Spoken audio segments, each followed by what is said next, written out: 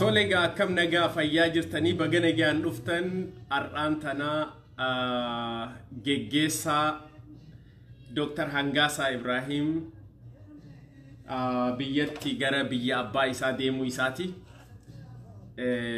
Dr. Hangasa Ibrahim geggeessaa isaa irratti gaafii fi deebii Dr. Hangasa wajjin goona. Dr. Hangasa yeroo ammaan tana online irra jira gara biyya abbaa isaa Oromiyaa deema. Dr. Hangasa Ibrahim wajjin gaafii fi deebii gabaabaa goona. Baga nagaan dhuftan.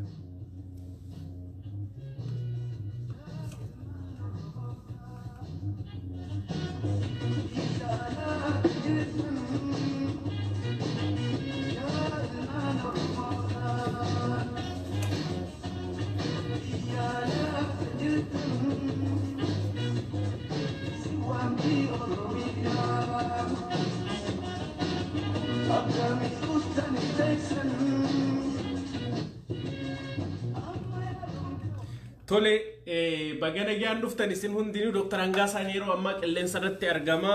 Namni illee kan dhufu irratti haa dhufu.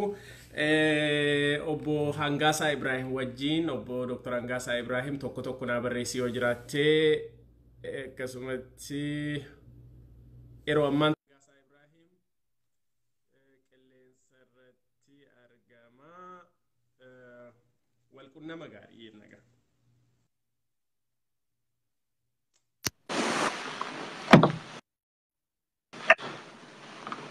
Baganagaan Dr. Hangasa Ibrahim fayyaadha akkam nagaa fayyaa jirta baganagaan dhuftu bolee. Baganagaan Naide Commander in Chief Nazir Hajinura, my brother. Yeah, my brother forever. My brother forever. Baganagaan dhufteen sinjaa sirba Galato. Yeroo hedduu gaa sirbii ittiin yaadannoo qabsoottan bara afran darban kana goote sirba meetii nadhii gammadaa beetii gutama hawaas jechuun sirba geerarsaa Jeneraal Umar Suleymaan irratti yaadannoo feeti anaa fi akkasitti dhaggeeffatudha. Ar'aan sirba kana istiyaamti harmeen kajeew sirba Nuhoo Goobanaati bara 1991 bara qabsoo keessatti turtanii sirbi kuni istiyaamti harmeen jaha. Istiyaamti harmeen jechaa jira. Mee gara Rabbiin guyyaa kana si geessin jaaga. galatoomii alhamdulillahi rabbil aalamiin galanni karabbiiti naafeeruu keetii fi deeminsa kiyya kabiyyaa kanarra dhaabbachuudhaan gaafii akka goonuuf naafeeruu keetiif guddaa galatoomi. Atilleen gaafii kiyya kabajjee dhuftee na wajjin mari'atuu keetiif hedduu galatoomii. Akkasumatti abbaan dhugaa dhufe jedhanii abbaa haqalleetis beekanii Dr. Hangaasaa maqaa hedduudhaan fullaasollee warra jedhutu jira. Goota bobbaas warra siin jedhutu jira. Maqaa hedduudhaan si yaamani. Ani goota bobbaasanillee maqaa goota Oromoo tokkotti hin beeka. Goota bobbaasirree warra siin jedhutu jira. Hedduu waan namatti maqaan daawwattoonni fi akkasumatti dhaggeeffattoonni sappoortaroonni keessii kennanii na gammachiisa. Akkasumatti illee warra si ka'uu jira gaa'ii sanuu ni beekta. Ummati miti warra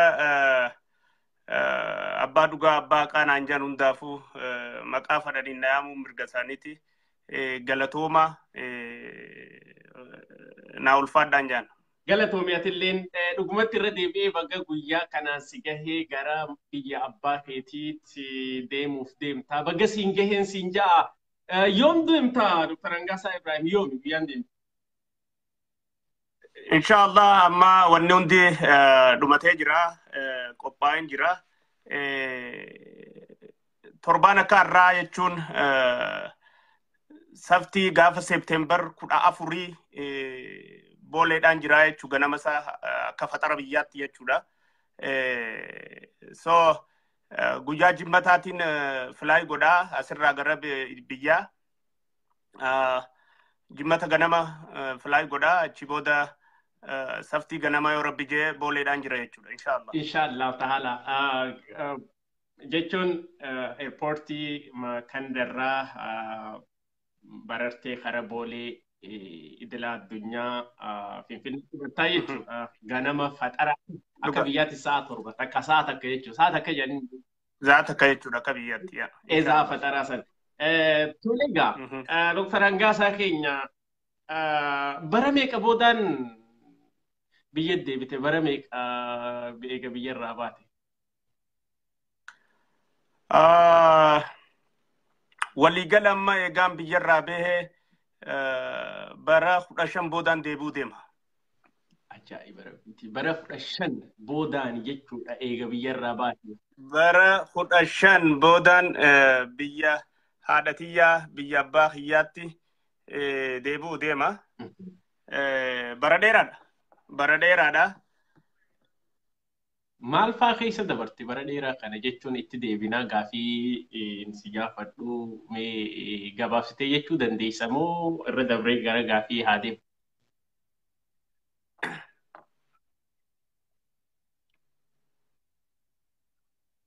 Sagalee ikkoodha qaba. Reflect si godhaa jiraa? Ikkoodha qaba sagaleen ayyee bara 15 kana waa hedduudhaan dabarse. Mana hidhaa wayyaanee kan Huursoorraa jalqabii baqachuu Naayiroobii keessa turuudhaarraa eegalee ana bira sirri dhagahamaa wanni gurra kaadhume yoo si bira jiraate wanni waa ani akkaan asin qajeelchine makiinaa keessatti dhiise buluutu kolleedha. Reflektii godhana fakkaate ana bira garuu kiliiriidha. Si biratti deddeebisaa jirana fakkaate. Deebisaa jira waan gurraa sannaaf olchi gaayyee dhiifama. Tole rakkoon hin jiru.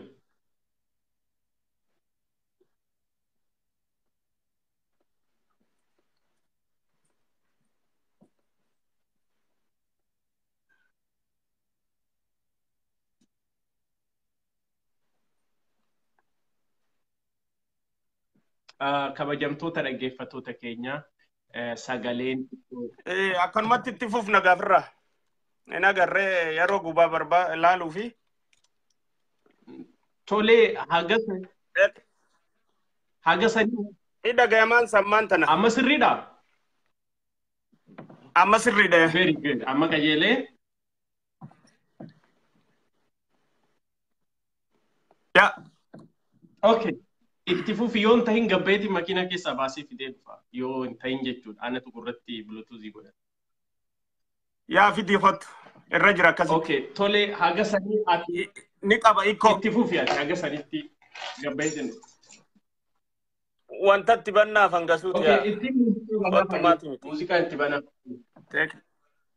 Qabsoon teeknishaan hin qabne akkanuma fidii Ayyee kottu. muuziqaa itti banaa fi muuziqaa kana itti banaa fi haga ati Yaa dhiifama daawwattoota keenya. Sagaleetu ikkoo qaba isiisan fix godhu qabna. Maaliif dhaamsi akka gaariitti akka dhagahamu.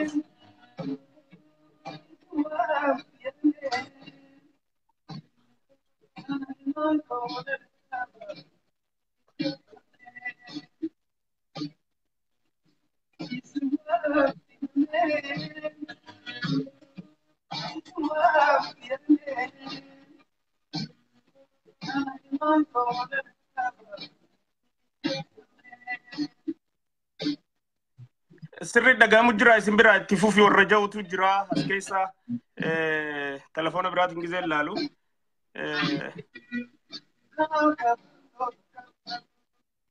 Yoo sagaleen isin bira sirri akka dhagahamu taate itti fufuun hin danda'an.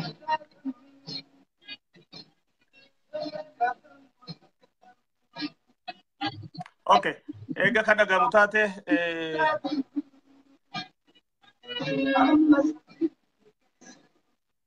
yaa na bira deddeebisu jira hedduu sagalee ikkoodha qaba.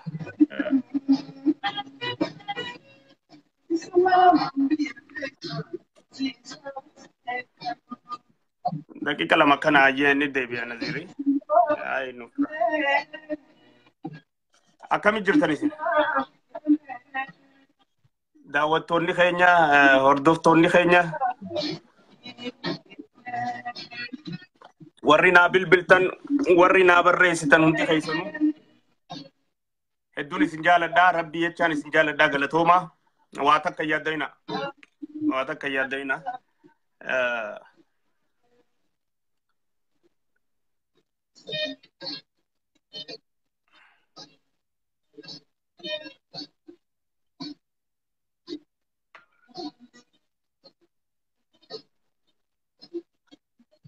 Angasuu invite share godha. Bismillah ta'ala. Inshallah. Waa hundi ni tolti.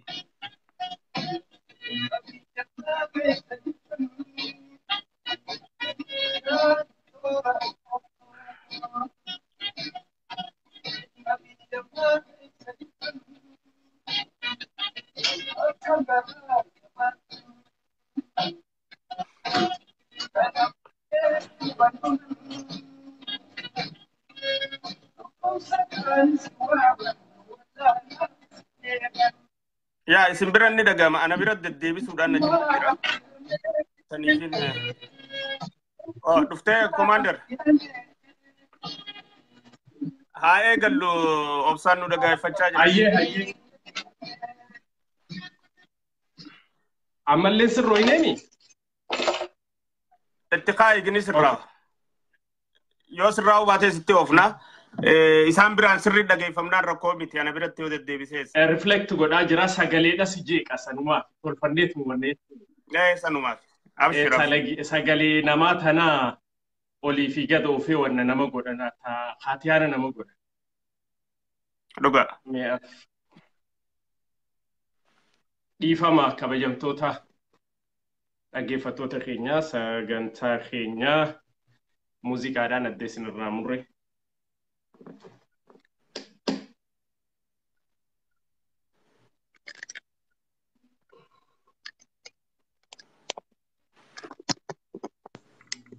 Hello, Dr. Angasa amma dhaga'ama akkami amma? Ni dhaga'ama. Amma sirraa hee? Excellent.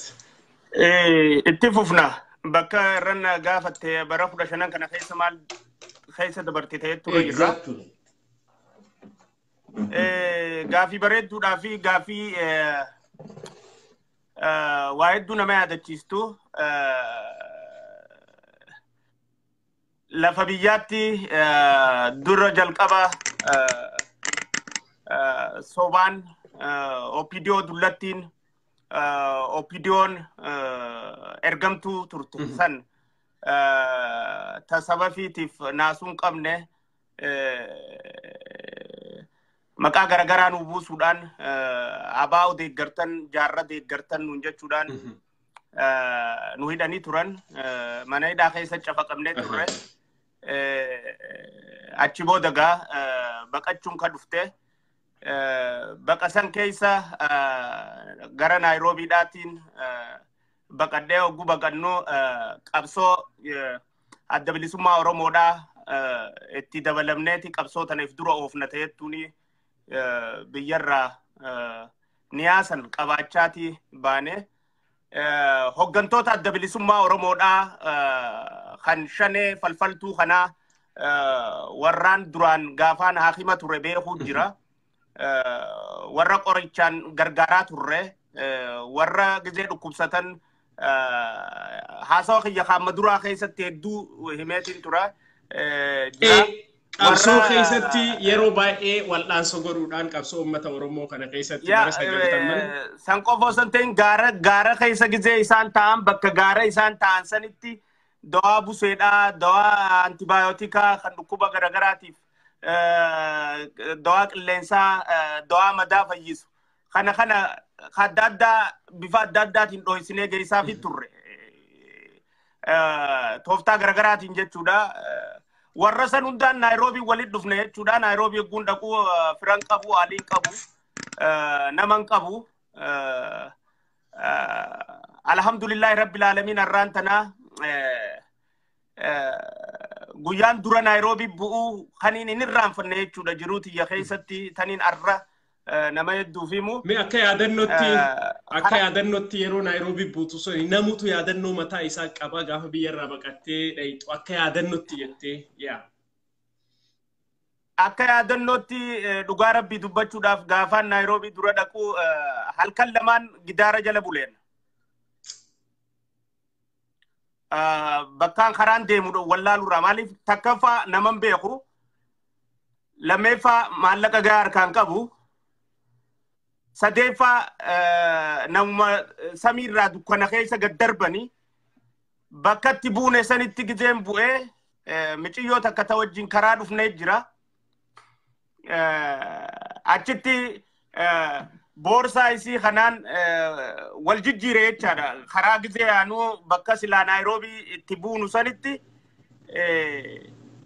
isiin kara manaat deemu deemti namni qophaa'ee isii eegu jira boorsaa isii kiyya isii bira dhiiseetiin kasii fuudhee kutee jechuudha akka na barbaadaniif akka sababa boorsaa sanitti so guma naggalanii maaliif firaatu sii fuudhee deemaa boorsaa kana sanaifuu baagii isii kana shariikni laxlat gizee godhan kiyyachi dhiiseetiin isaan bira kasii fuudhee kutee jechuudha halkan lama ededa jala eegaan bulee boorsaa barbaadaa dhufan jechuudha boorsaa barsaa'u akkasitti na fuudhanii na harkanii jechuudha boorsaa san wanni fuudhee bakka dhufanii na fuudhanii boorsaa san jecha na dhufanii boorsaa wajjin fuudhanii mana gizee na geessite warri isiin bira na geessite kana keessa seenee dubbachuun barbaadu xiqqoo duruun faranjoomanii jiranii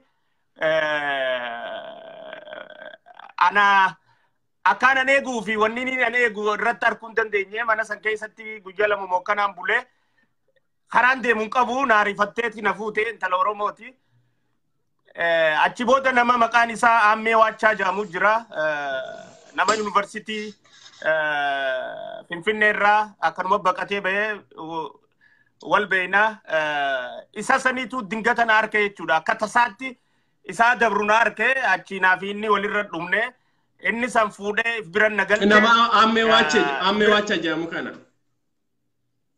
namni Aammee Waachaa jedhamu alhamdulillah amma magaalaa nan jiru tana wajji jirra nama kabajaa guddaa na bira qabuu fi ulfina guddaa na bira qabu bakkaan harkee hundatti haqasaa kananiin dubbadha fuudheen mana isaattiif biran na galchee na qubachiise kanarraa jechuudha achi booda gidaara ala guyyaa meeqa bulteeti guyyaa meeqa booda eega Naayiroobii dhayte guyyaa lama ala bulte jechuudha nama si fuudhu guyyaa lamaan ala bulee miciyyoon boorsaa jecha barbaada deebi'anii fuudhaniif biran na deebisanii boorsaa isaaniitii wajjin jechuudha isaan bira guyya lamaan bulee achi turuun feene haalli firrisi miciyyoon nama gaariidha Oromoo qulqulluudha duruuni warri achi jiru san kasilaa isiidhaan firaa kun faranjoomanii jiran mataa kana kaawuyyaa godhatanii keessa seenuun barbaadu Nairobi faranjoomuu eegalan anuma kanaawu Nairobi faranjoomanii jiranii keessummaa tanan barbaadan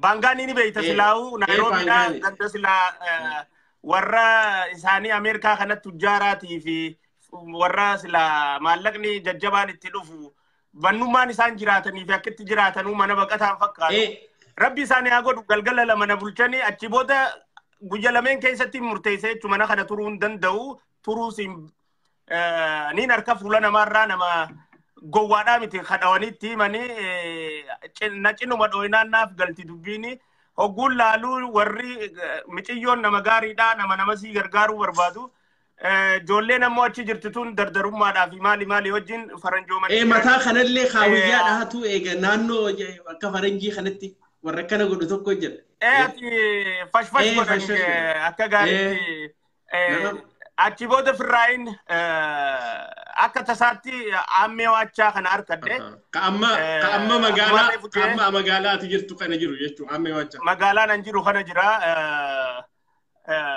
isa arkadde inni san duuba nama ulfinaa fi kabajaa qabu nama Oromoo akkaan jaalatuu fi nagarraan latna godhe walin maramne mana isaan nagalche na qubachiise achi booda isa bira osoo jiraachuu jiruuti ijoollee haayiskuulii wajji barannu karaa lamaa kana nagaggeesse jechuudha Bangaan irraa karaa lamaa haayiskuulii gizee ijoollee wajji barannu ijoollota yuunivarsiitii garagaraatti gizee yaanu nagaatti waliin jennee yaanee jira egaa ijoolleen tunis yuunivarsiitii irraa wanta taateeti dhuftee jirti Naayiroobii tana warra akka namni hedduun ni beekaa maqaa isaanii kaasuun barbaadu isaan sanii wal agarree irra guddaan isaanii naa goofareen na beekani anamma mana hidhaa seenee rifeensi irraa dhume lash jee jira khatula akkuma nama jiru kanatti hin deema hogguu wal agarree na wallaalee jechuu shariifni kiyya ati duruu molooyti ani clean shave makanaanin deemu jira hogguu akkana narraa siqeen na laale abalu akamin na wallaaltaan jeennan beektu kamin na wallaaltu malee sagal wajji qaraane kudha takka wajji qaraane kudha lama wajji qaraane qabxii yuunivarsiitii waliin finne ati yuunivarsiitii kana kutte yuunivarsiitii kanatti kutte ganuma na wallaaltaa hin jeen eenyu ati naan jee jechuudha hogguu kanaan maqaan angaafas haayiskuula keessatti isaa baasnee jira akka qoosaatti jechuudha maqaa isaa sanitti yaame jechuudha maqaa saniin na bareeti akkasitti asutaalee fi na bare qaxab jee achi booda ifitti na fuudhee akkasitti naammee waachaa biraa bahee shariifa kiyya haayiskuul kana bira gale gaa achi booda ijoollee gaara mul'ataa ijoollee baddannoodhaa warra galata guddaa na biraa qabanii fi ulfina guddaa na biraa qabanii jira akka obboleeyyanitti waan arkanne jirtu wajji nyaannee bilchoo wajji nyaannee bakka bushooyte bushaa wajji nyaannee wajjin jiraanne isaan san hundaa ammaan tana ala kana waliin jirra so dheertuudha so inni waa hedduudha dhugaadha haasoo inni dheertuudha mee numa gabaabsinaa ni gaammaa fangadhi seenaadha galatoomii gabaabsineetuma dubbanna mee bara kana hunda dabarsitee hidhallee bara baqattummaa kanas bara gidaara jalatti bultee halkan boorsaa wajjii fudhamtee akkanumatti wanna jeegaa amma gaa wanni hundi ni dabra duuba maaltu si dhagahama amma biyya abbaa keetii Oromiyaa deemuu kanaaf mee maaltu si dhagahama gabaabsineetuma waa hunda dura alhamdulillah wanni rabbi fadhe takkalleenu abbaan fadhe hanqisuu hin danda'u gammachuu hongan qabne akka nama amma dhalateetti kanaan na dhagahama jee himachuu hin danda'u I was hedduun biyyatiyya jaaladha hedduun nama kiyya jaaladha hedduudhaan sabni kiyya akka moohuu fi injifatu barbaada. Hedduudhaan bilisummaa Oromootii fi walabummaa Oromiyaadhaa barbaada. Arra sadarkaa tanarra geenyee karaa biyyaa gizeen deemu karaan dheeraan keessa deeme xiqqeenya irraa kaasee hanga ammaatii fi amma karaaniin irra deemu kun hundinuu akka gaariitti natti mul'ata. Saniifuu shukrii rabbii galchaa zakkaraa rabbiif galata galchaa sheenaa kaniin hin qabaanne jechuudha. Gammachuudhaan gara biyyaa deema. Dheebuu biyyaan na jira. Dheebuu nama kiyyaan na jira. Dheebuu lafa tiyyaan na jira. Dheebuu haalii tiyyaan na jira. Dheebuu ummata kiyyaan na jira. Hireen tun dhuftee carraan kun dhufee akkanatti karaa biyyaa deemu dhaa'ol wanni na gammachiisu hin jiru. Dhugaas wanni regret gootu hin jiru. Bu'aa bayii kana keessatti. Qabsoo Oromoo tana keessatti wanni regret godhu takka illee hin jiru. Adeemsa qabsoo keessa dabarre kana keessatti osoon akkana jee osoon akkana jechuu baadde osoon tana godhe osoon tana godhuu baadde jee wanni isheenaw hanga xurii qeensa jalaa takka hin qabu. Waan hin godhu hundaa fi waan hin dubbadhu hunda takkarra lamarra sadiitti yaadeetiin as ba'ee dubbadha. Itti amanee jechuudha. Kanaafuu I'm proud gammachuu hongan qabne na dhagama. Karoora sila galmaan geenya jennee imaammata qabu akka nama tokkootti fi qabsoo Oromoo keessatti anilleen tanaan gama kanaan qabsoon Oromoodhaa rasaasa diina dha'uu qofaa miti. Diina qabsaawaa nyaatu ummata fi garsiisuun qabsoo caalti. Saaxiluun jechuu isiisan galmaan geenye ta'ettuun qaba. Ummata keenyatti dammeessine ta'ettuun qaba. Nama keenya bayyanachiisne ta'ettuun qaba. Shiftaa qeedhaa fi gandaan wal jaartee qabsoo Oromoodhaa hajjaa gootee deemtu. Ummanni Oromoo akka firraa baruu fi firraa arku warra qabsoo Oromoo keessa taa'ee qabsoo gurgurachaa ba'ee fi gurgurachaa jirus akka firraa baru ummanni Oromoodhaa hamilee gabrummaa jala turuurraa kan ka'ee fi bilisoomuu fadhuudhaatiin osoo wallaalle bayyanootaa fi qalbiidhaa qulqulluudhaan waa addalaallatee dubbii gingilchee addaan akka deeman taasisuu irratti hujii hanganan jenne daleyne. So wanni isheenaw takkan jirtu alhamdulillahi rabbil alamin.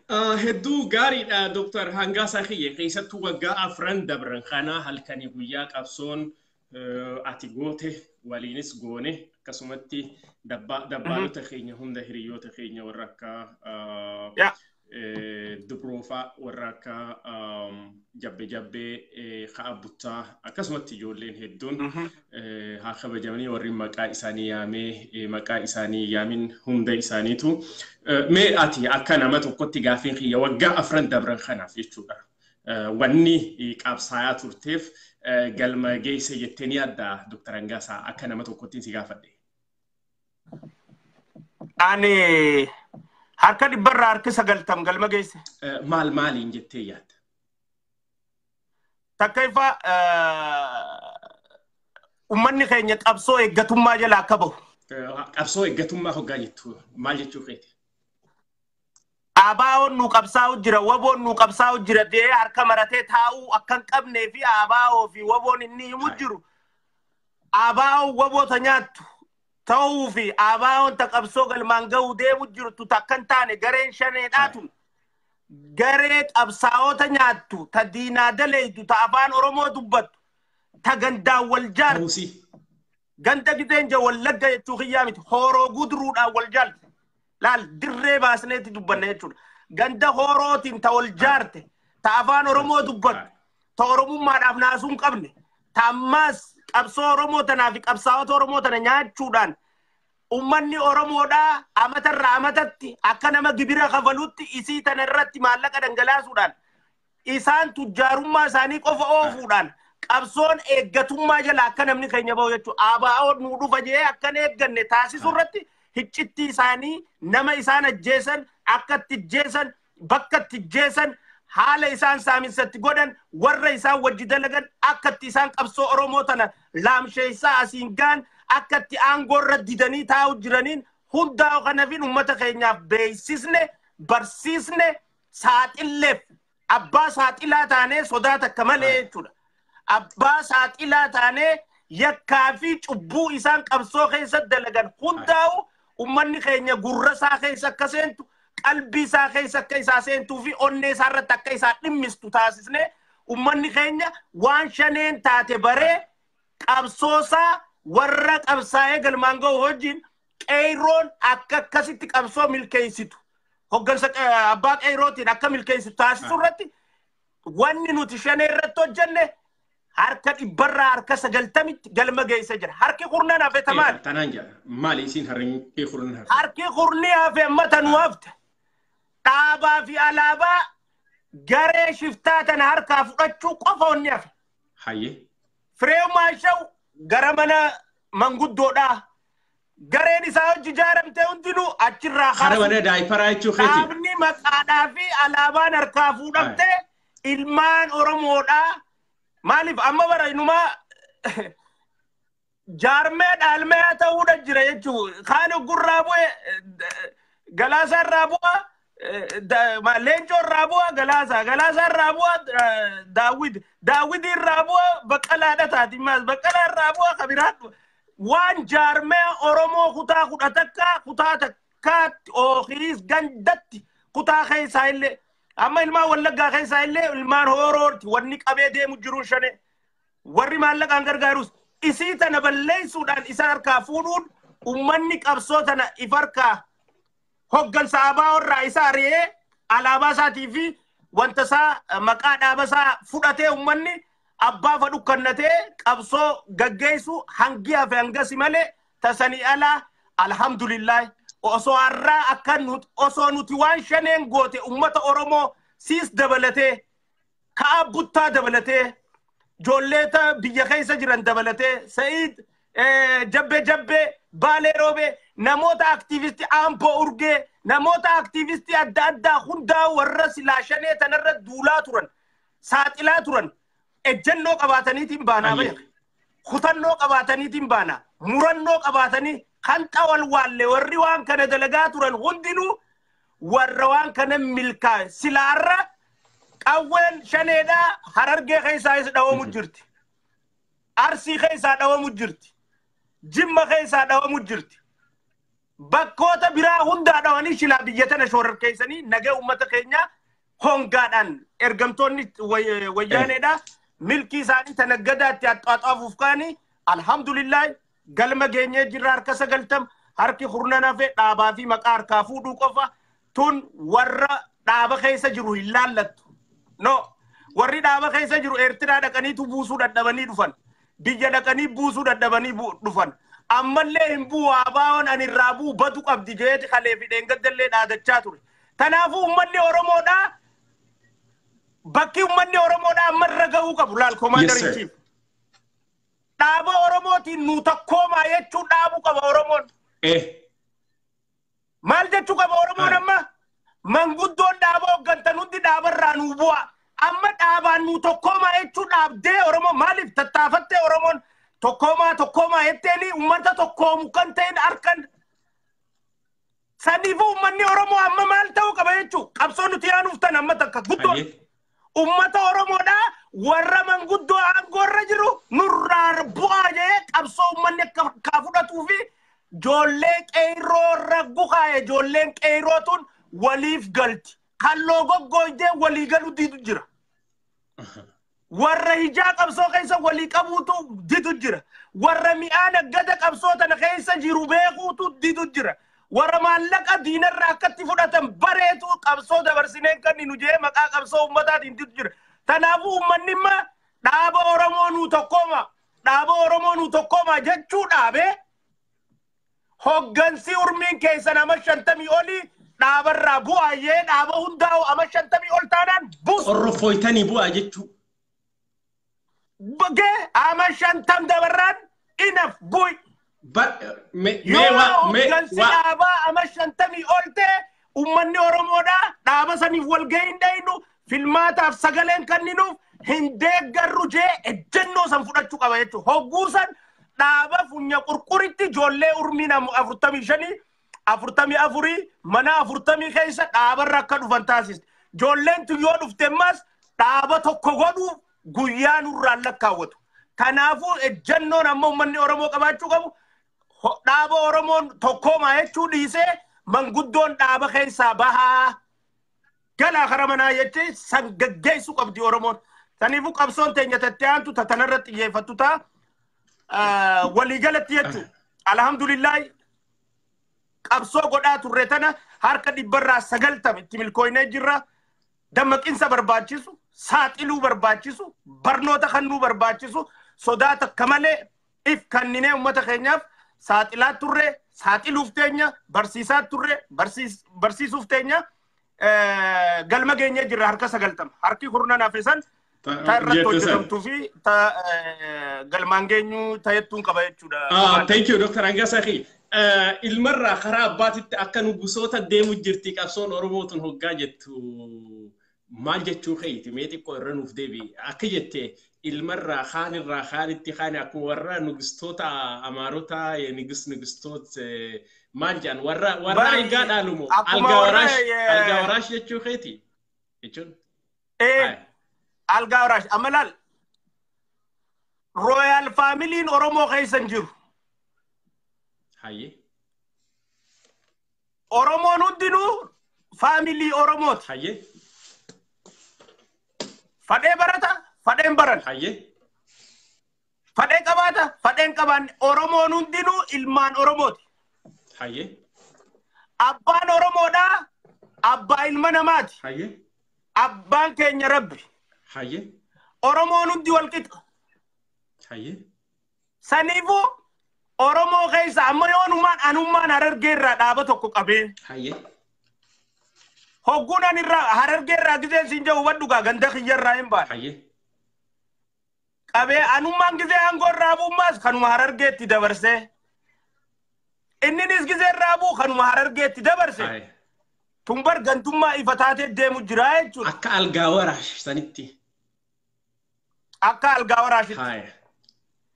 Waan Oromoo taanee jechuudha wanti tu waan gandaati. Waan ganda warra algaa waraashsani. Saniifuu ta Oromoo godhuudhaaf Booranni irratti hoogganaa ta'uu qaba. Guujiin irratti hoogganaa ta'uu qaba. Sikkoo Mandoo hoogganaa irratti ta'uu qaba. Ilmaan Afran Qalloo hoogganaa irratti ta'uu qaba. Ituuf hin banne hoogganaa irratti ta'uu qaba. Ilmaan Harargeedhaa hoogganaa irratti ta'uu. Ilmaan Walloo hoogganaa. Ilmaan Jimmaa hoogganaa. Ilmaan Ilboo Aburu hoogganaa. Ilmaan Oromoo bakkayyuu jiran hooggansa kana keessa jiraachuu qaban. Caasaa hooggansaa tana tashanee hennuun nama shanan hunda horoo guduruu gootee koree jiraawwachiistuu nama 11 hunda horoo guduruu gootee qabsoo Oromootiin milkeessuu deema. Anaabaa hodha shaneedha alaabaan qaba qabsoo jettee dhiichisaa deemu taate tun hin daleeytuu tarran nuura laan namni gisee gandaa wal jaaree waan wal jaaruuf qaba. Tak aangoo ifarkaa baasuu diddaafi lama hiccitti dhoofachuu. Waan godhe san. Waan godhuu fi waan godhu ta'u. Waan godhees genocide ilmaan Oromoo irratti godhe sanii fi qabsoo Oromoo tan akka goggodhee fi akka itti gurgurate. Dhiiga ilmaan Oromoo irra gaggeesse dhabamsi lubbuu ilmaan Oromoo taqisaase sanis dho'isuu fi taamma godhu jirus dho'isuu fi naggata boru godhuufis dho'ifachuuf hiccitti jabeeffachuu fi gandaaniif jaarta. Faamiliidhaan giseef jaartu saniif. Akka dubbiin misxirri hin baaneef jechuukeeti. Iccitiin. Akka iccitiin hin baaneef. Amma nagartu Guujiidhaa fi Boorana keessa gama Ayiseellootiin dhukaasaa bakka koo dhaqee gammachuu ayyaa abbooyyee kajaamu fireefu maashooyi miti kamma bakka itti gaafatamaa zoonii sanii kaabaa hojanii kabaaya. Maaliif mistirachiisan jabeessu? Waan kana dura godhan. Eegaaniif jaalle maaroonis gama Ugaandaa Saawuz Afrikaadhaa xu'aafe. Maali jaalle dhenge moo eenyu? Eega kaanis jaalle maaroon Ugaandaa jira. Dhukaasaa bakka koo Ugaandaa jira. Dhukaasaa bakka koo Ugaandaadhaa ilmaanii fi jaartii qaba Ugaandaawi. Amma dhukaasaa bakka kootis jaartii Ugaandaarraa ilmaan nuu dhareeti. Qabsaa Oromooti. Ilmaan isaa kun amma maqaa Oromiyaa fi Oromiitu maqaa Wallagga jedhuu fi takkaayis maqaa Harargee jedhu takkaayis maqaa Jimma jedhu maquma tokko ka Oromoo baafateeti mucaan Ugaandaadhaa kun dhufee ammas boru si wajjin qabsaa'u taa'ameef. Dubbii ajaa'ibaati bar haaya. Amma dhukaasaa bakka koo jaartii qaba Ugaandaadha. Haaya. Oromoon hin beektu. Lammii Ugaandaadha. Lammi Uganda da intala Uganda ra ilmaan daddalee qaba. Isii bira jiran maantana. Right now. Ya Oromoti ya bar. Oromo. Sanifu ilmaan isaa kan amma Oromiyaa baasaa fadhu. Maqaa akkas kennanii bare. Sabboonaa maqaa sabboonummaa kana kennaniifi mucaan identity san fudhate boru qabsoo keessa dhufee akka commander in chief Nazirii fi Hangaasaatti haadha abbaadhaan Oromummaa maqaan qabneef Oromoodhaaf dhibbarraa dhibbatti ni quuqama jetteen eegin bakka maallaqni jiru caffara. Sanifu isii tana eeggachuun murteessaadha.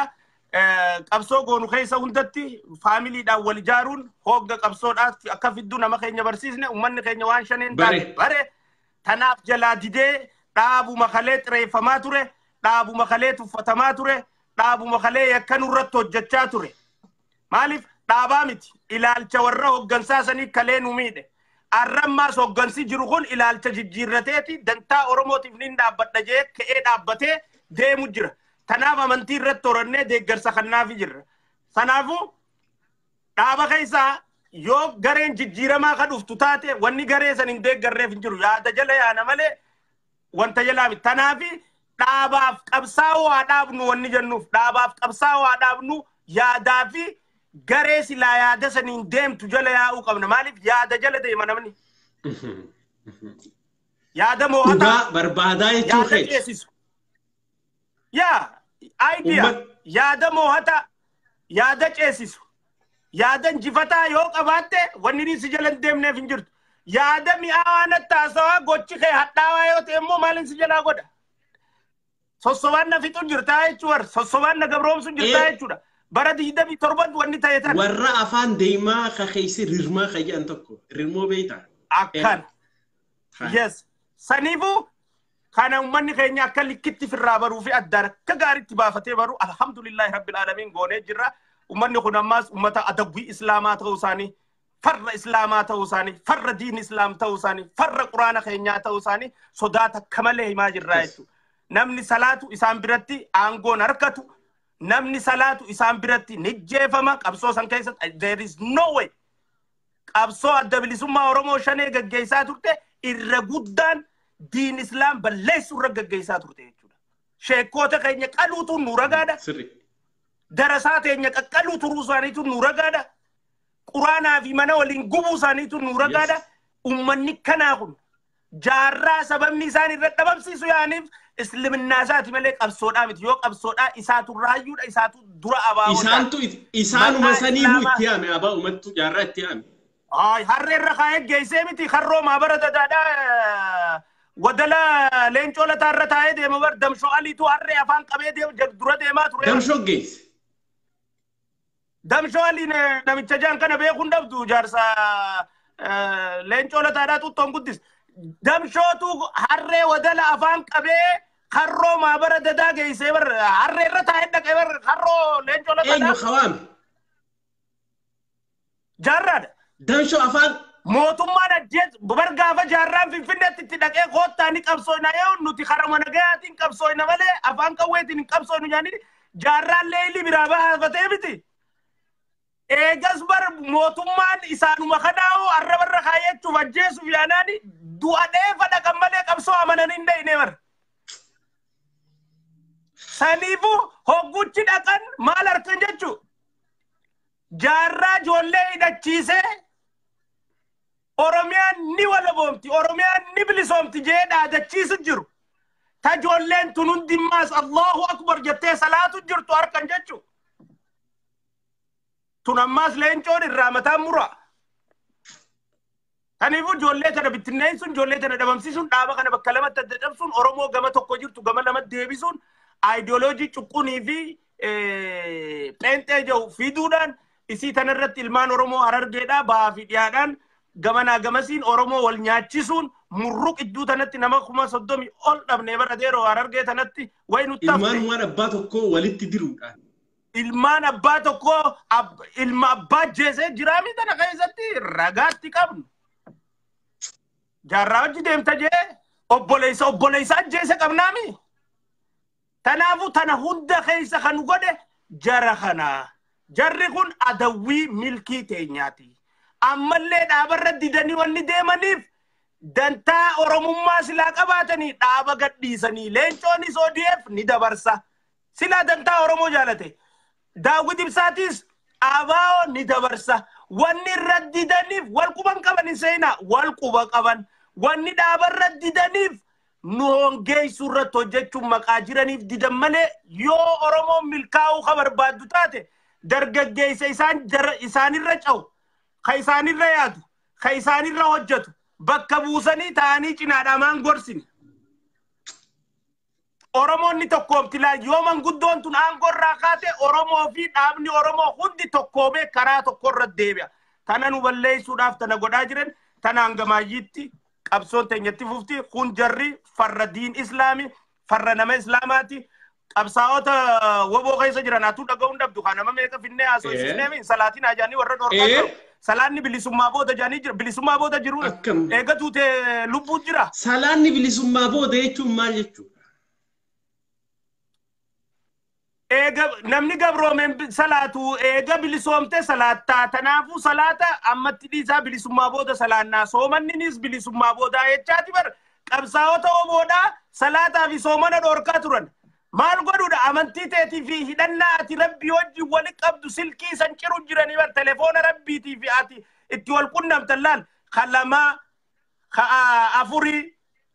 afurii sadii afuri telefoona qabaami rabbii kun katti bilbilat telefoonni rabbii bar rakaa salaataati salaata shanani fardin salaataa telefoona nambara rabbii subii kaatee rakaa lama salaannaan lakkooysa lama quxurii rabbiiti tatti bilbiltu ganama zurrii kaatee rakaa afran ta'e salaannaan lakkooysa afurii rabbi bilbilu jirta asrii rakaa ta'e afran salaannaan lakkooysa rabbiiti bilbilu jirta مغرب ركعتي سدين سلانان لكويس ربي تبل بلو جرت إشاعي ركعتي أفرن سلانان لكويس ربي تبل بلو جرت لكويس ربي خاكو يرى بالبل تخدعني سيادمور الجرانية دي سيفاقيسو الجرانجة دين إسلام الرا سواتي ربي وجيني لا تنقبدو يجو سلاني إبليس ما بوده يجو نسانيتو سنيفور أمانتي راسي فاقيسو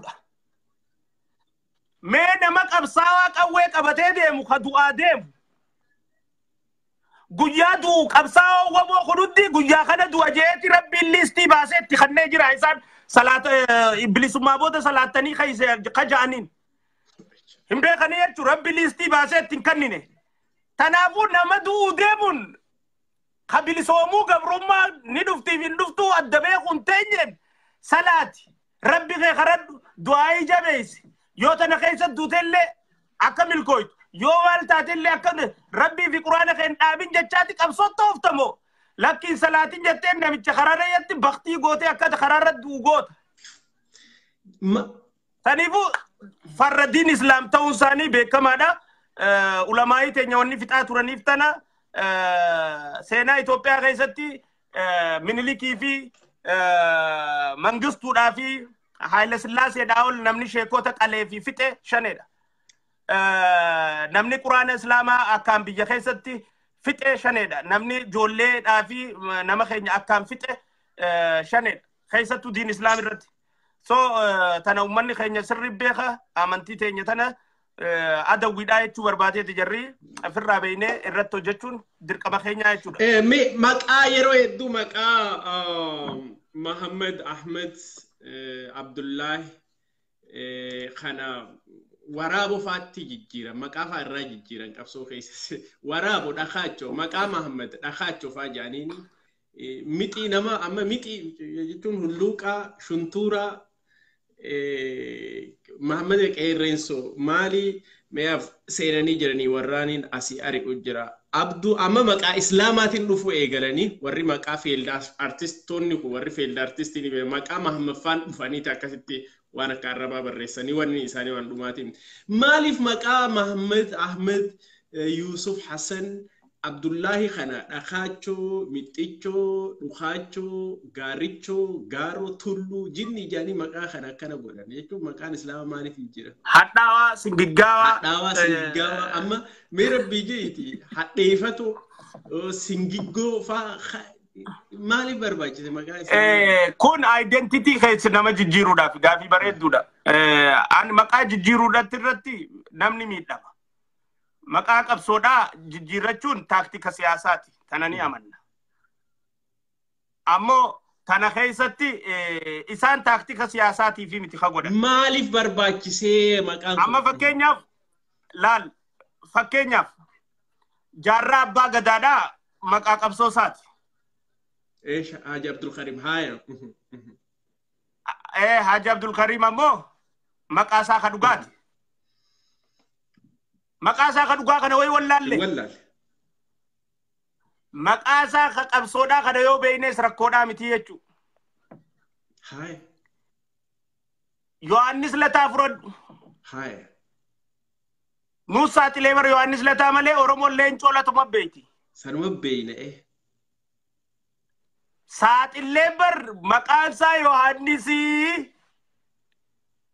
gaafa jaarran dhufuu Yohaannis Lataa jee dhufee kitaaba isaa jira ka Yohaannis Lataa guyyaa akkanaa karroo maabara dadaatti jee galmeessee jaarraa abbaa gadaa jannata alaa kana deessu firmaa isaatii wajjin kaa'ee jira waraqaan nuti cirraa agarra jechuudha maqaan isaa Yohaannis ta'u eegas booda leencoon isaa baata. Namichi kullee Yohaannis kana dhooyfateeti leencoo ta'ettu sana qofaan deemu jira jechuudha. Fireew Maashaw Gideeyis. Fireew Maashaw Gidee. Eenyu maqaan isaa? Daawud Ibsaa. Wallaalee war Daawud Ibsaa ta'uusaa maqaan isaa wallaalee jira. Fireew Maashaw Gidee kana. Fireew Maashaw Gideeyis maqaan isaa ka dhugaa Fireew Maashaw Gidee. Inni ma Daawud Ibsaa. Shuf hada. شوف أخي يا أخي أكملت مقابة فتلا البه خان لينشون خن داود إنسا مقانا مودو قادا كمانا قرانا تمرا تيبي هاي سكولي في يونيفرسيتي فريو ماشو قدي أكما جالي مارو مقان ساين نهيبيكا مقان جالي مارو دا مليون اينيو تساوف مليون خندا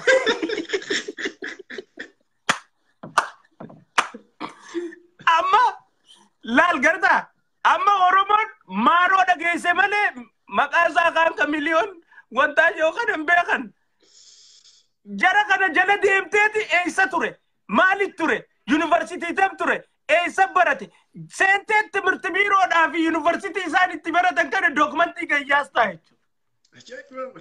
Baasta mana kuusaa keessaa suuraa isaaniitiin sarchi goosistee akkuma fedhettu feetu kafaltee haa ta'u feetu kafadhette haa ta'u waraqaa ragaa kan itti yuunivarsiitii fi maatiriik fudhate gabbaas ta'etu miliyoon ta'e gabbaa eessaa fide maaroo.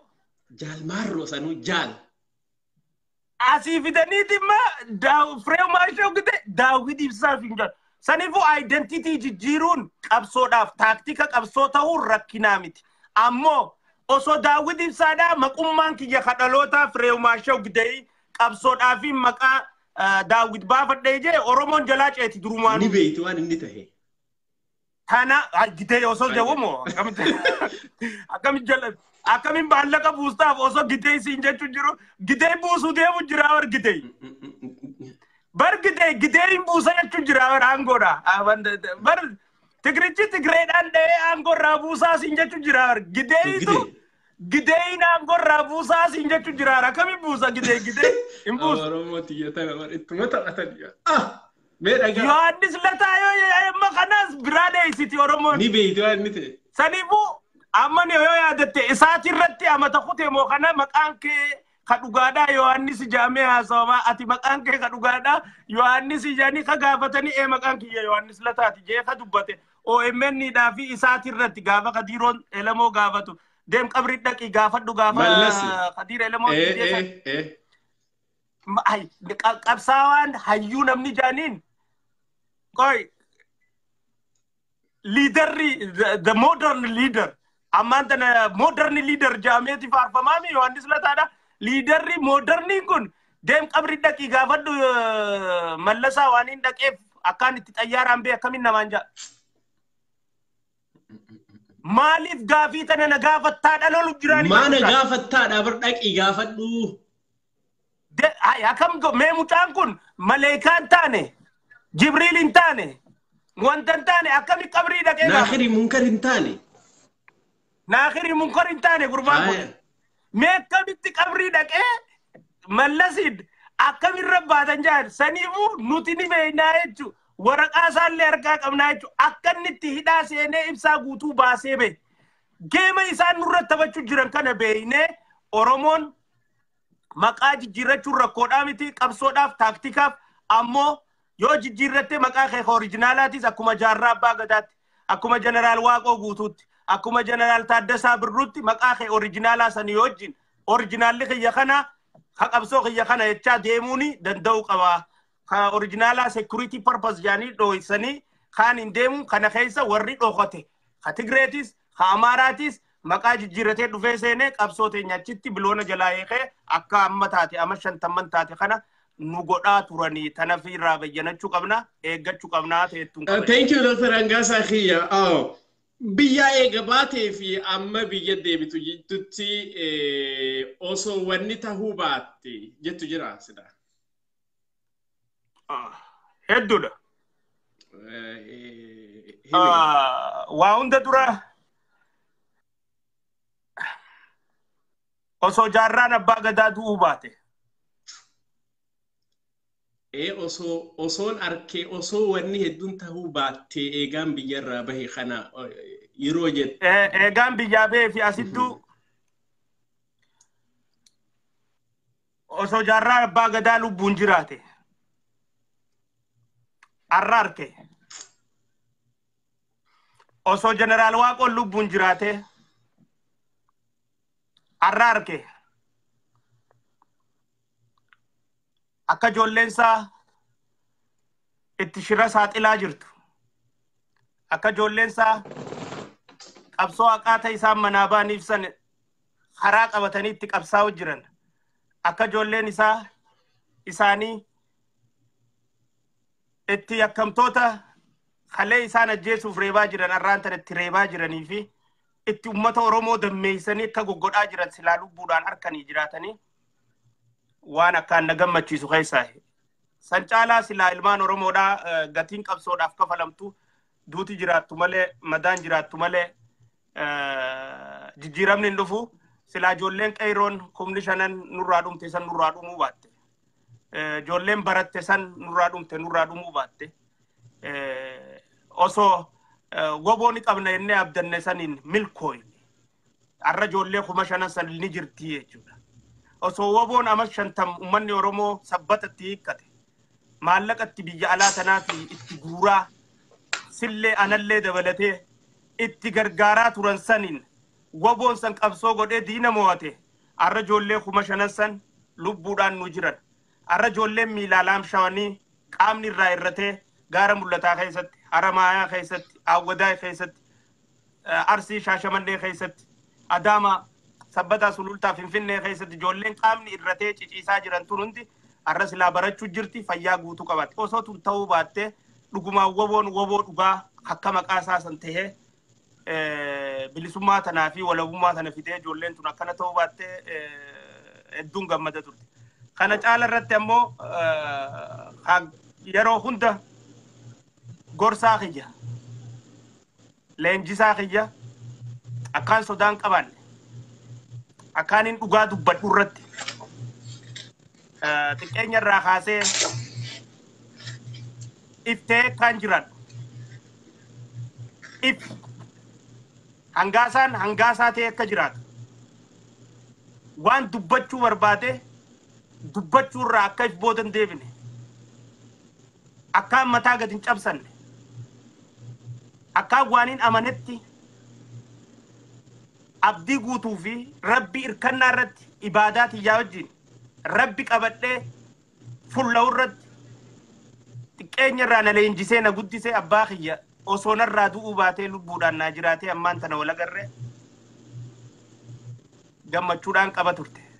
Baraan silaa biyya dhaquu hin dandeenye narraa dhukkubsatee hajji dhaqee hajji irraa akka deebi'etti duuti naftu narraa akhiramee dhaqee awwaallachuu hin dandeenye dhaqee dhukkubsachiisachuu hin dandeenye isin tun osoo ta'uu baatte arra lubbuudhaan naa jiraatee gizeen dhaqu wal agarree taa'ee qeensarraa ciree gorsa isaarraa fudhadhee qaamarraa dhiqee dhukkubsachiifadhee akkaan na gammachiisa. Ammoo tarabbi jee kullu nafsi lubbuun hundi du'a dadhamtuudha.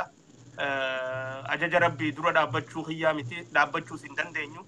Osoo ta'uu baatte gaafii jettuuf silaa kun jiraatte akkasitti wal agarree fadhii hiyya ture.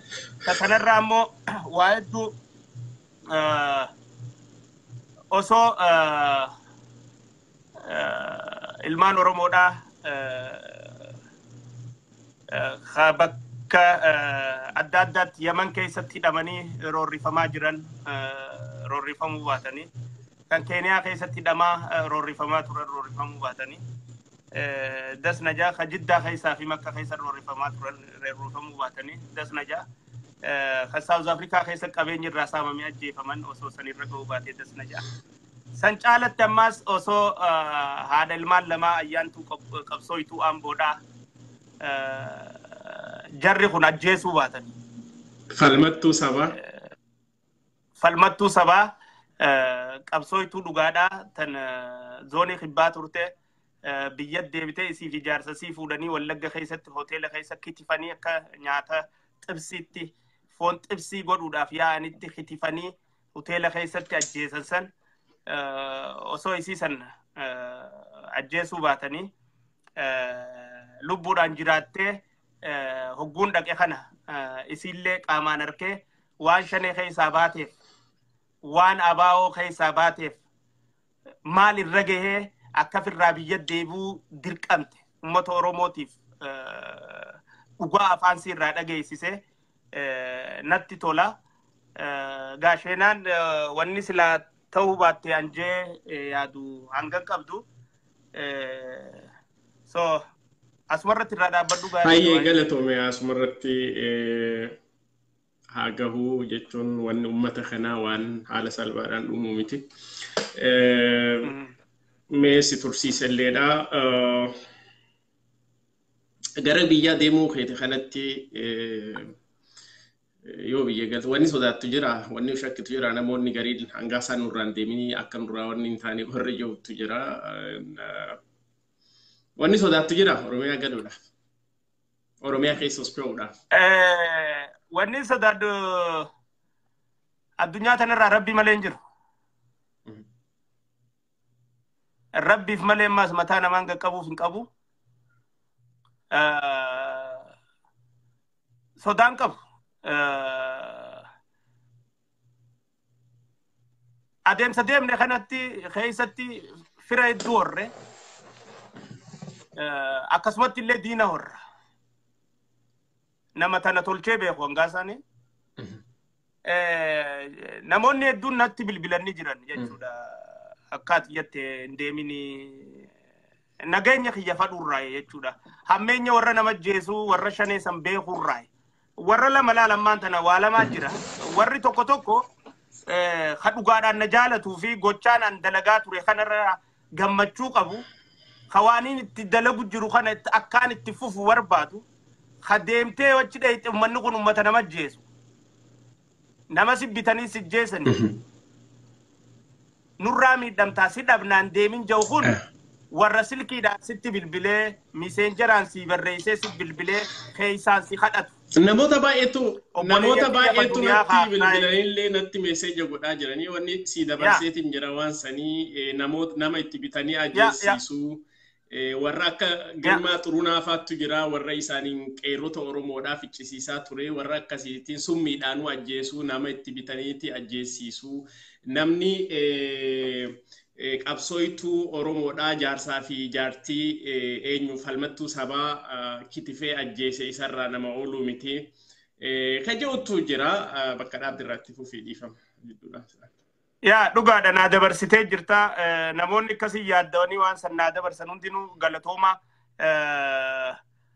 warra osoo danda'anii nabbiteen ajjeesuu barbaadu hin baanu warra dhugaadhaan nagaa kiyyaa fi miidhamuu kiyyan barbaanneen baana warri natti naafuu kanaaf quudhan qabne kanaaf ciisan qabne afadeemee warri ta'ee akka nama naa yaadee fakkaatee niiraa ergee silaa danda'anii nama nabbiteen ajjeesuu barbaadu warra san hin baanu sanniin beekaanu warra ta'an. Akaniin baanu an uummata Oromoo qulqulluu na jaalatuu fi na kabaju kadalagaa xiyya tana dinqisiifatuu fi irraa barnoota guutuu argate akkanii ammallee waan hin dalagaa jiru kanarratti akkaan itti fufuu barbaadan jechuudha. Akka dhugumatti nuti shanee tana caccabsinee hurreessinee laamsheessinee galiisiidhaa zeeroo tarkaa deebisnee sadaqaan isaan ala kanaa guuran akka dhaabbattu taasisnee uummanni Oromoodhaa biyya keessaa xureeffatee funyaan qabatee shanee dhaabooti deemasiin hanga namaan ja'an takka nama keenya barsiifnee hogguu isaan ijoollee shoorarka ibsummaadhaaf waraanaaf isin jaarra jaaniin warra duraan jaartanii fuutanii kuttanii sanuu meenuu deebisaa amma kan nu jiru kabiraa jettee ijoolleen jalaa diddu irra daleeynee nama keenya dammeessinee jirra akka malee shanee mudhii kunnee jirra akkumaan sin jee warri waan kana gammadee dalagaa teenya tana qabatama dhugaadharra rarraate tajibbaan qabne qabsoon Oromoodhaa daandii haqaa qabattee akka deemtu irratti fi qabsoon Oromoodhaa karaa sirrii qabattee akka deemtu irratti dalaguu keenya beeku. Yakkoota nuti qabsoo keessatti hojjetamaa turan kan nuti saaxilaa turre arkuudhaan akka Oromoon milkooytuu fi qabsoon si galma geessu taasisuu irratti qooda nuti qabnuu fi qabaachaa turree fi jirru beekan kan deemin nurraa midhamtaa jechaa jiran haa ulfaatani. Ammoo maal sodaattaa ta'ettuuf arrabbi malee waan hin sodaadhu takka hin qabu. Lamada balaan feete yoo dhuftee biyyarraa na nambistu. Lubbuun xiyyatul nadhii gammadaarra qaaliidhaa miti. Lubbuun hangaasaatun jaarraa abbaa gadaarra qaaliidhaa miti. Lubbuun hangaasaatun jeneraal waaqorra qaaliidhaa miti. Lubbuun hangaasaatun falmattuurra qaaliidhaa miti. Lubbuun hangaasaatun ilmaan Oromoo qeyroo laamshooytee mana keessa taa'u jirtuu fi qaamni irraa irra teessanirra ilmaan Oromoo 5,000 ajjeefaman sanirra qaaliidhaa miti. Tanaafu sodaa hanga xurii qeensa jalaan qabu. Reedi san caalatti ammaas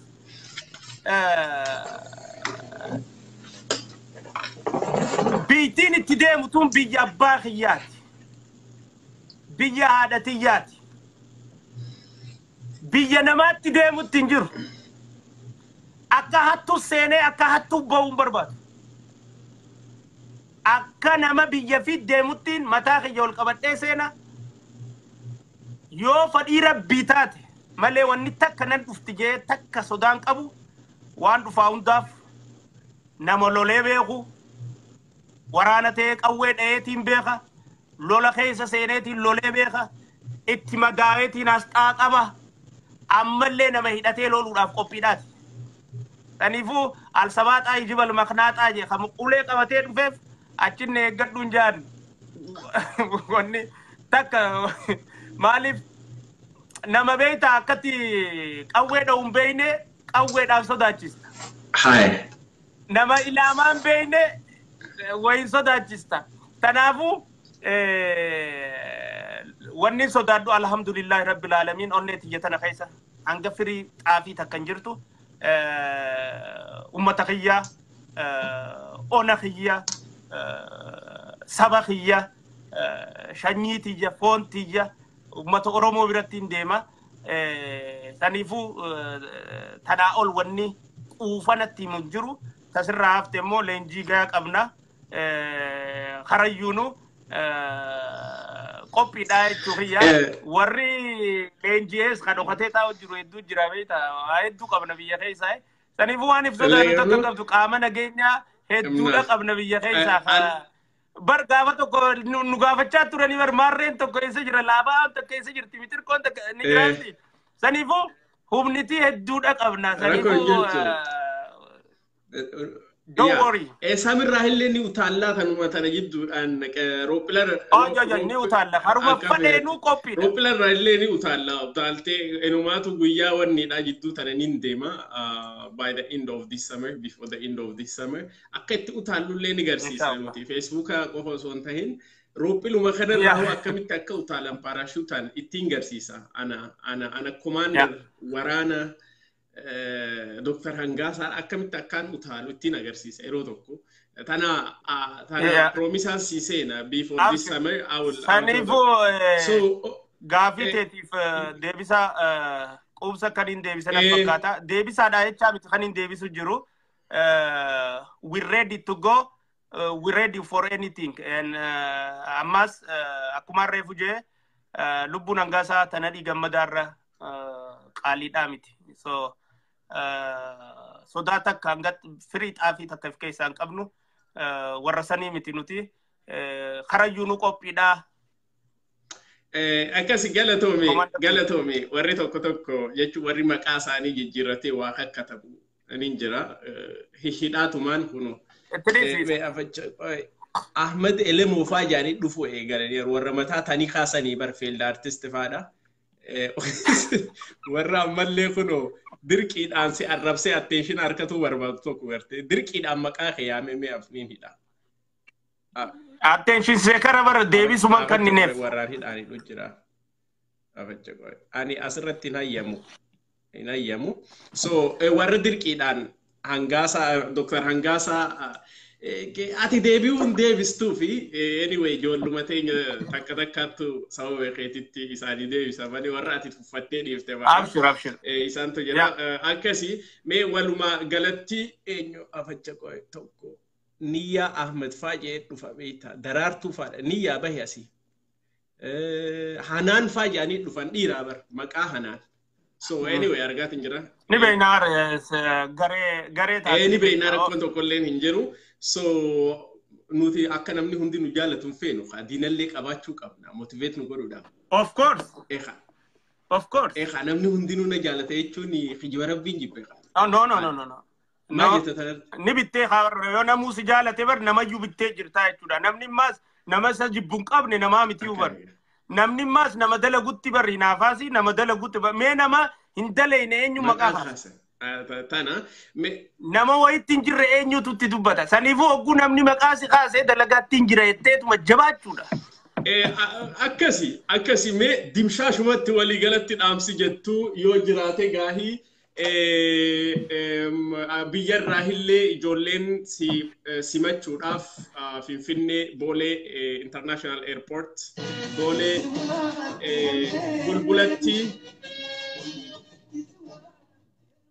bulbulatti ijoolleen simatu akkasumatti walumaa galatti beeksisa san guyyaan ati achi galtuu September 14 ta'a ganama bariisaa sa'a faxaraa sa'a torba takka sa'a takka jechuudha biyyatti guyyaan Kanadarraa fly gootuu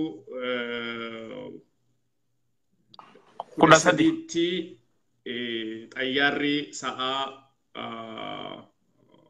direct barara takka sa'a 10 takka barara mee wanni dhaammattu nuufi akkana chittillee si qunnamuu fi akkasumatti information akkan si hordofuu fi reportaniin godhaa waa maraayyuu telefoonaanis yoo si tolee connection illee argattee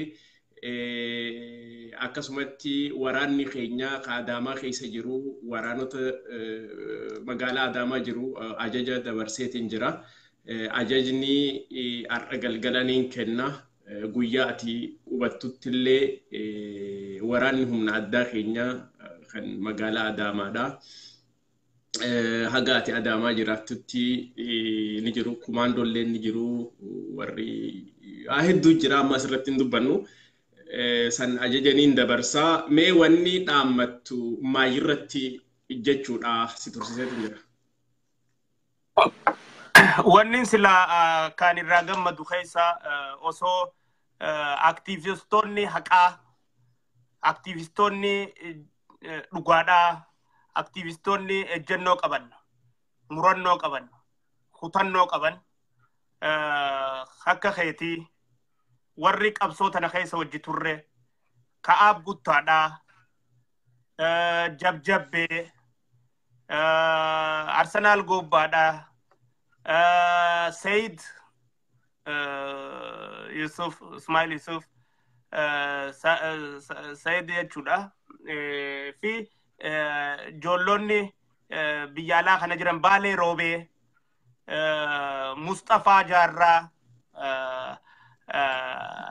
Jaal Bobbaasaa jennaani beekta maqaan qabsoosaa Jaalle Bobbaasaan nama seenaa guddaa qabu yeroo hedduun dubbachaa ture Jaalle Baantii Fufaadhaa hammaan tana citti shaneedhaa baasuudhaan gadi ba'ee jiru fi qabsaawaa huboo dhugaadhaa kan ture ijoolleen tun jechuudha ijoollee haqaa ijoollee ganama shanee deeggartee galgala shanee arrabsitu osoo hin ta'in ta namni akkaanii fi ejjennoon qabaanne taasistu osoo hin ta'in ta ijoollee gaararraan ta'inii dhugaarra dhaabbattee qabsoon daandii haqaarra hin jirtu daandii haqaarra deebisuu qabna jettee shanee irratti fi abaa hoboo hoggansa kana irratti ejjennoo fudhatteetu aamboo illee dabalatee osoo waliin bakka takkaa biyya dheyne hedduu natti tola ture.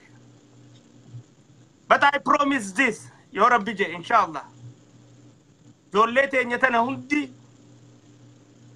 guyya tokko yeroo gabaabaa keessatti haala ittiin bakka takkaa biyya dheynu mijjeeffannee ummata keenyarra magaala magaalatti aradda araddatti ganda gandatti irra yaanee hammeenya shaneedhaa yakka shaneedhaa gocha shaneedhaa ijoollee waraana abaawoodhaa ta woboo turte ta eertiratti baqattee gimboo sabaattii keessa jirtu guurree finne ijoollee shaneen biyya keessa ammaan tana jirtu as baasne warra shaneen arrabarraa murte as baasne warra shaneen manaa fi kanaa wajjin gubaa turte as baasne ijoollee falmattuudhaa as baasne warra boorana keessa qawwee asiin dhawanii rasaasni baanii lubbuudhaan jiru harramni kun dubbachuu hin dandeenye as baasne warroota yakki qabsoo irratti hojjetame dhaaba kanaan hunda as baasne ummata keenya agarsiisne dhaabni kun maqaa Oromootiin deema malee qabsoo maqaa Oromoo fudhatee deema malee qabsoo Oromootiin jiru nu hangeessu jira nama keenya barsiisne namni keenya akkaanii fi karaa haqaatii fi daandii haqaarratti qabsoo isaa deeffatu taasisne natti tola taasisuun keenya nafu isii tana inshallah namu qopheessuu ta'eettuun dhaammachuu barbaada ijoollee tanaaf hin bada. Tan lamada ammoo naafi atis ijoolleen aktivistoota biraa especially ati wal qunnamna afaan seeneen telefoona kiyya achiisii fi kanna waan jiru hunda adeemsa jiru hunda ummata keenya dhageessisu achirraa itti daawwattoonni kiyya ani sin hordoftoonni kiyya dhugaadhaan sin hordofaa waan jiru nin dabarsaanii sakanditti sa'atti waan jiru hundahu gara keessaatiin na ergitee anatu dabarsa rakkoon tokkollee hin jiru akkuma sin jedhee Finfinnee haga turtuu Adaamaa Oromiyaa keessa yeroo naannoitu humni tikkaatii fi eegumsi wanni hundinuu waan already adjust ta'ee jira sun rakkoon tokkollee hin jiru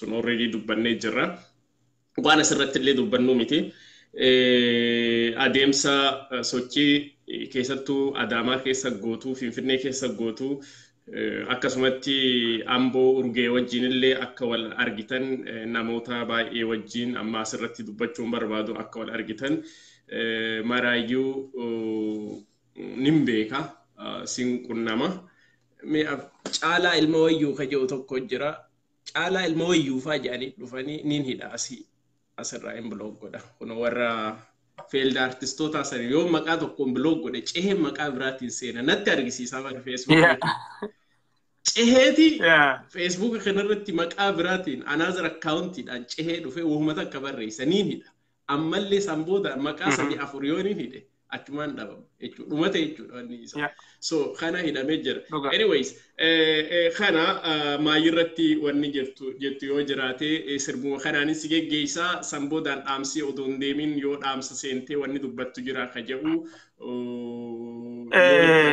maayirratti wanni nin dubbaddu hin jiru naafeeruu keetii fi naasoysisuu keetii fi ulfaadhu obboleeyyan kiyya kan na hordofaa turtan إن شاء الله هنقان دي متيس وان جرارتي ولا سوينا إيقا دي بلي والكنا بليني آسوينا نوردوفا واحد كنت سويانا واحد أسباس سويانا إن شاء الله يا ربي جي واتك يادينا لبون ربي أمي ملي أبان فدي واتك قدون دندو تقوى ربي را أمنتي تيني ربي را آيو تيني ربي را تربي قديمو يسيقوم سي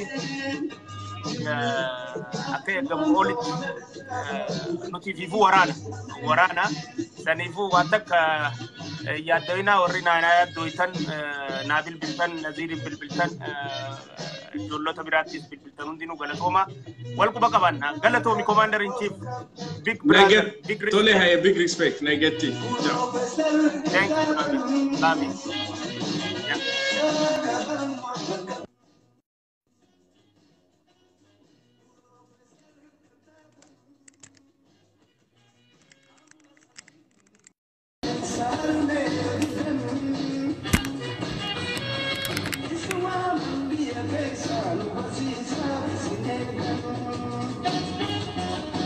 kabajamtoota dhaggeeffattoota keenya galatooma waan nu dhaggeeffattaniif galata guddaa argadhaa isiniin jecha Dr. Angasa Ibrahim gara biyya abbaa isaatitti imaluu isaatii so guyyaa qophiin Dr. Angasa wajjin goone arraaf asumarratti dhumataa falmataa Oromoo Commander Falmataan yoo jiraatte loltuun wanni jettu yoo jiraate kanarratti singalcha arraan tanaa asumarratti xumurraa tokko naa barreessi sirba kanaan adda baana jechuudha.